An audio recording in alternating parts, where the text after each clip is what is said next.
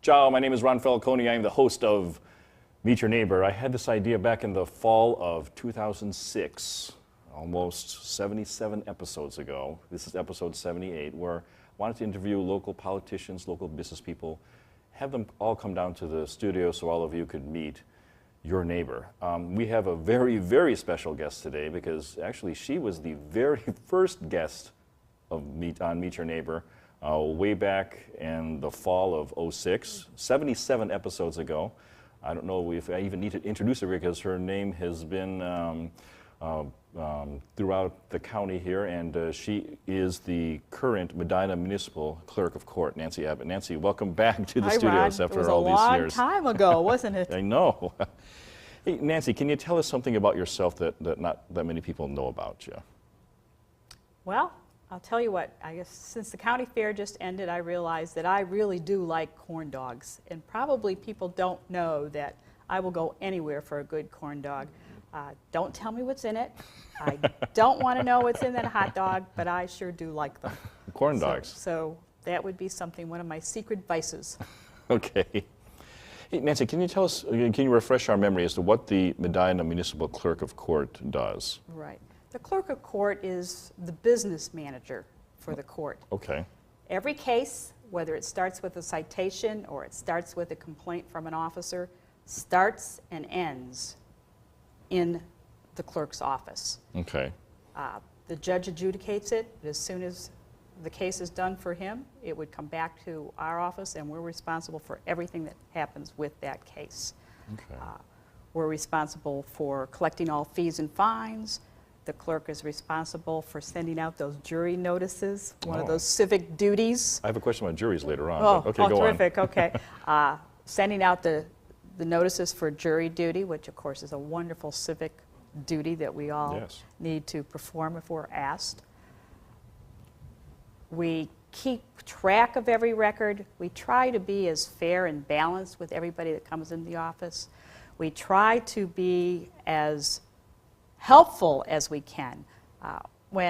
Now, you're an attorney, so you know all the legal terms. When someone comes into court for the first time and we start throwing around legal terms, they're nervous. Sure. They don't know what's going to happen. So we try to make it, I mean, it's not going to be fun, but we try to make the experience as easy for them and at least understandable for each person that comes into court. So would it be safe to say that that customer service is a primary objective yes, here? it is a primary objective. And it's hard to think that customer service would be an objective in a court, but it absolutely is. Oh, yes. Can you tell us what are the areas that the court's jurisdiction encompasses? Okay. This is the Medina Municipal Clerk. Right. There's a lot of confusion about the different jurisdictions of courts in this county. Okay. The Medina Municipal Court is responsible for traffic and misdemeanors and civil cases in the northern 2/3 of the county. Okay. There are 2 cities, 2 villages, and 11 townships that are in the Medina Municipal Court District. Brunswick, 2 cities, 2 villages, and 11 townships. Wow, okay. Don't ask me the name, all 11, because I know I'll forget the most important one. But both Brunswick and Medina are in the Medina Municipal Court District. Okay. Now, in addition to that, we have a municipal court district that's responsible for the southern tier of the county, which would be Wadsworth and Lodi, and the townships that are on the southern tier, plus Sharon Township, and that would be the Wadsworth Municipal Court. Okay. And we have, of course, our common pleas courts, which are responsible for larger, more costly civil cases, as well as the felonies. Okay. I have to point out, too, that Brunswick has a mayor's court, which takes care of cases that are where a policeman cites under city code. Yes. So we have lots of jurisdictions in the county. Nancy, how many people do you have on your staff? I have 9 full-time people. 9 full-time people. Okay. And what can you reiterate again? What kinds of cases go through through your office? Okay, let's start with what most people think about. They think about traffic cases. Okay. They think about OVI cases. But in addition, we have criminal cases like underage drinking. We have inciting panic, trespassing, shoplifting, all those are Usually criminal like cases that would go through our court. Misdemeanors mostly. Misdemeanors, right. And a misdemeanor is a case that could get up to 6 months in jail or a $1,000 fine. We also have civil cases. If someone has cheated you of money in some sort of way, you can sue for up to $15,000 as a civil case, or you could represent yourself in a small claims case, court. and that would be up to $3,000. Okay. Now you mentioned jury trials. What's involved if someone, say, gets a notice to come to a jury trial? What do they have to do? They have to show up the day of the jury. Now, in municipal court, in the 5 years that I've been clerk of court, I think there's only been one time where a case has gone over a day. Wow. So okay. I'm going to say if you're going to come to the Medina Municipal Court, you're called for jury duty, you're probably only going to have to serve 1 day. Okay. And everybody complains, they don't want to do it. But when you see someone who does serve their first time and leaves the court, they realize what a responsibility it was and what an experience it was to serve on a jury and judge your peer. Do you know how many jury trials occur every so often over there? Or? Well, actually, we have several scheduled every Tuesday and every Thursday because a lot of people actually want a jury trial. Yeah. But usually the day by the day it comes around, somebody has maybe thought better of the jury trial and they decide to either change their plea or see if they can settle the case. Okay. Nancy, what do you believe is your biggest accomplishment to date? I think it would be something that you wouldn't see, but is something that's good for the community. When in Ohio, when a jurisdiction has more than 100,000 residents, and we have 125,000, by the way, in the Medina Municipal Court District, when it reaches that amount of people, you have to have an elected clerk. And the reason being is to separate the responsibilities for the adjudication to be the judge's responsibility and the business part of the court to be the clerk's responsibility. And since I was the first elected clerk, it took some time for Judge Chase and me to make that division of what was his responsibilities and what were my responsibilities. So it's something you don't see. It's something that's taken us 5 years to do, but I think we've finally accomplished that division of responsibilities. Yeah. Tell us what's a typical day for you like? Well, I get into court about 7 o'clock. Where I first look at all the emails. A lot of people don't like to talk to you anymore. They want to do everything in emails. So we'll have a message from someone that wants to know what their fees and costs are. We'll have an email for someone that says that they can't pay on time. We'll have an email from someone that says they can't make their court case that day. All those I try to respond to before 8 o'clock in the morning when the phones start ringing. Then at 8 o'clock, if we have a jury, we welcome the jurors in, and by the way, we pay a whopping wonderful $10 in the morning, and then another $10 in the afternoon if the case goes on to the afternoon. So you won't get rich, but at least we're going to pay for you to have lunch and maybe dinner. Well, that's good. So we do that. Then is the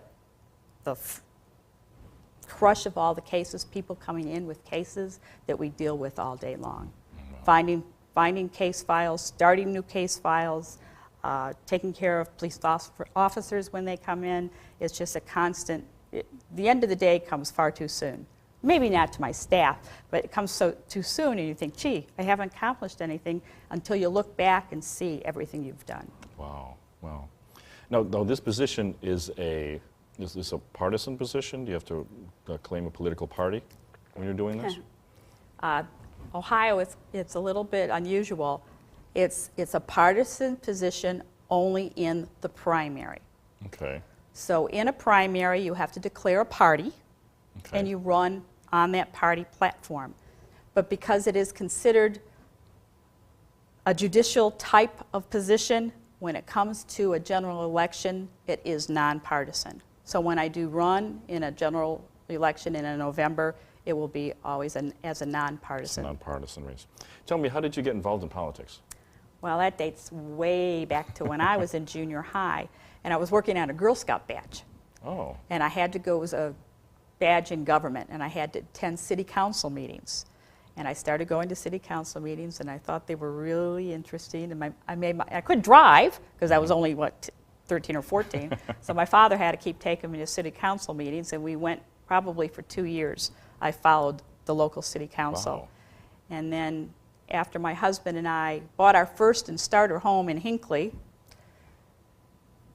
I moved to a township. I did not know. Here I lived in Ohio my entire life, and I did not know what a township was. So I started going to township meetings. Okay. I became the editor of our local newspaper, the Hinckley Reporter. Oh, wow. And then somewhere along the line in the 80s, someone suggested I run for trustee. Ran for trustee. I did win. And that probably put the bug in me to stay in politics. Okay. Along comes the 90s. I was a computer consultant, and Bob Hale, who was the county recorder, asked me to come in and help computerize the office. Oh. Well, I was there probably for 2 years. He said he was retiring, that I should be the next recorder because I understood the computer part, and I understood how the recorder's office. When was this? What year? That was 1996. Wow, okay. So in 1996, I backed into running.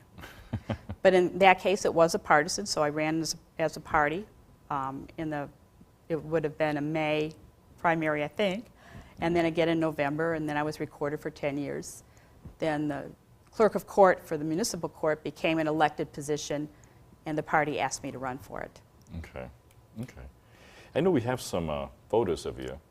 Maybe, Ben, if we could put those up there. Here, can you describe this photo here?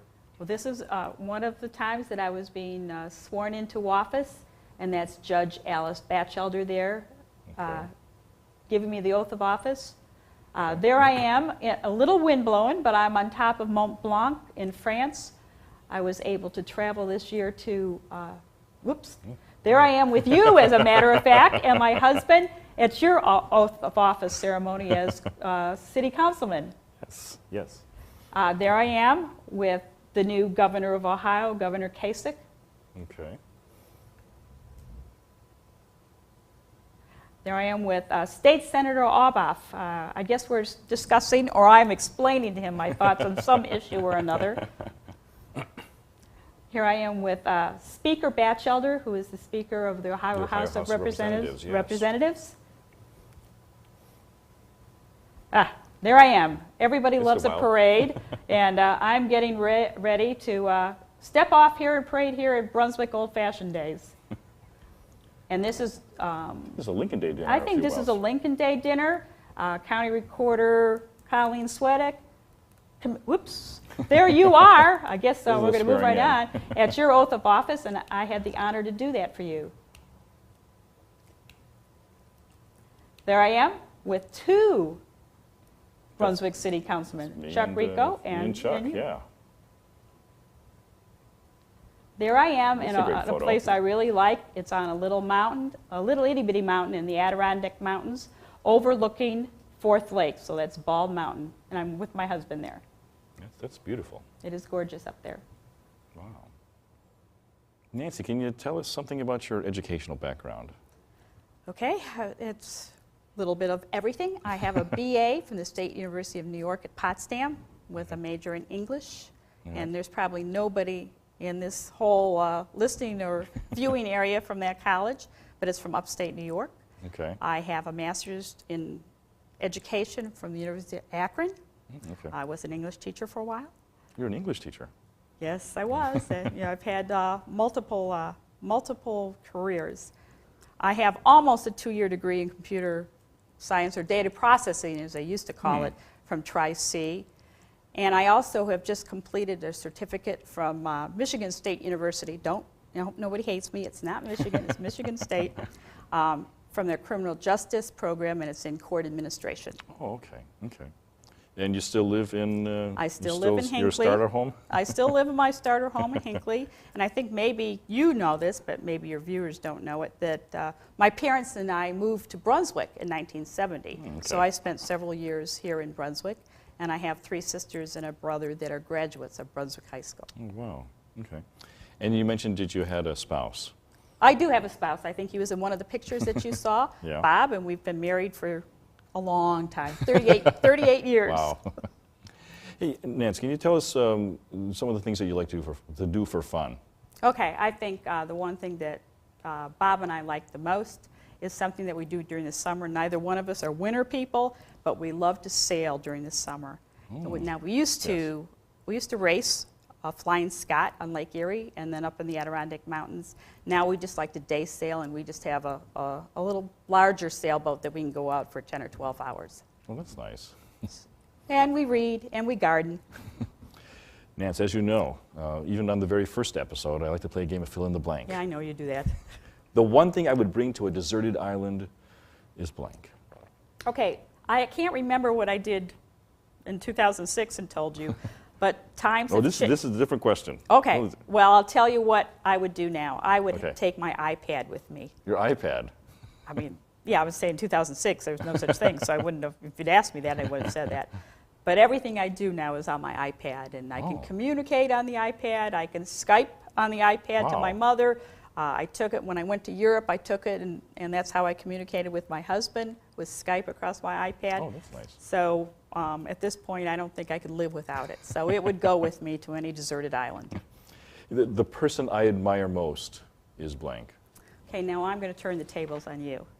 Uh-oh. Because all along, I've always, instead of saying the person I admire the most, I always said, who would I want around a dinner table with me?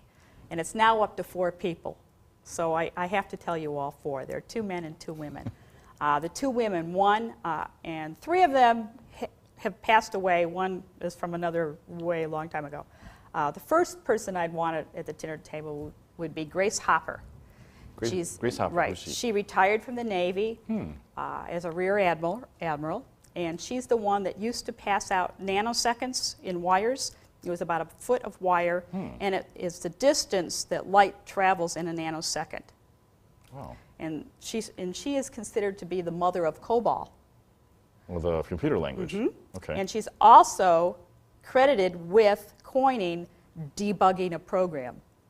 Oh, she's So that was Grace Hopper. So I always wanted to listen to one of her speeches, and since she passed away before I could do that, I would love to have her at dinner. The next woman I would have liked to have had at dinner, and she's also passed away, is Mother Teresa. I mean, yes. she led by example. I just Yes. want to really touch her, and maybe some of her humility and her dedication to God would wear off on me, rub off on me. So I'd like to have her at my dinner table. And then there are also 2 men. One of them is Jacques Cousteau. I always watched everything he did on TV. It was just amazing what he did when he was in the ocean. And I even said that if he would let me dive with him, I would learn French. Unfortunately, he's passed away, so I'm not going to get to do that either. And finally, one person that's long before our time, and this probably is a little bit of my English background, John Donne, the poet. John Donne. John Donne wrote some really racy poetry in his younger days. He was a womanizer. When he married, he was so dedicated to his new wife. When she passed away, he never remarried.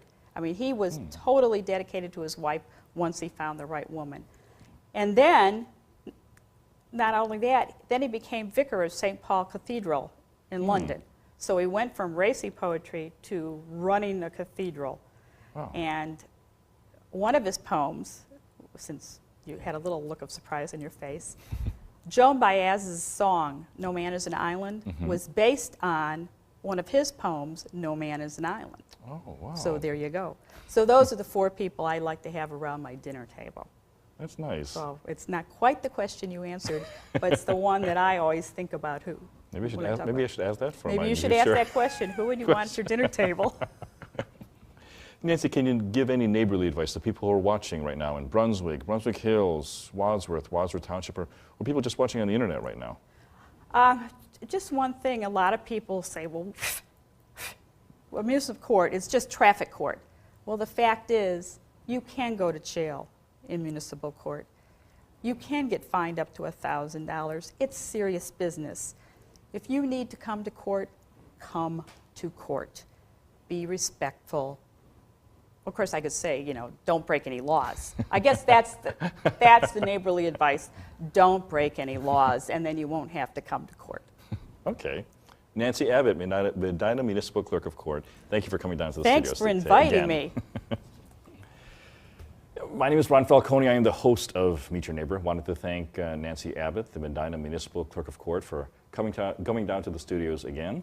And doubt there's anything more profound to be said. So my name is Ron Falconi. I'm signing off. Ciao.